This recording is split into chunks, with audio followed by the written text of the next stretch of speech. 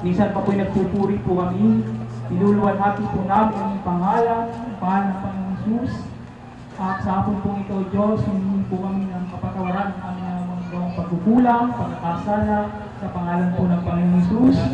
At nagpatawad din po kami sa nagkasala sa amin sa ngalan din po ng aming Panginoong Jesus. Ama, sa hapon po ito, ipatuloy po kami lumuluwalhati, patuloy po kami nagpupuri, at patuloy po namin ang hinihiling ang kagandahan ng panahon, O Diyos.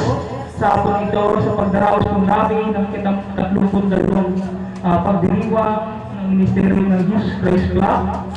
Diyos ang masalangit, dinadalangin din po namin na bigyan niyo po ng kalakasan ng bawat isa sa amin ng dirito, maging mga miyembro, bisita, at ng lahat ng bawat isa ay bigyan mo ng kalakasan sa pangalan ng sa Panginoon at dalangin din po namin lahat ng tatayo sa harapan ito, ipagpasan mo sa pangalan po ng Panginoon Jesus. Maraming salamat at patuloy po namin ang hiling at katagumpayan ng gawain ito sa ngalan ni Kristo na ang Panginoon.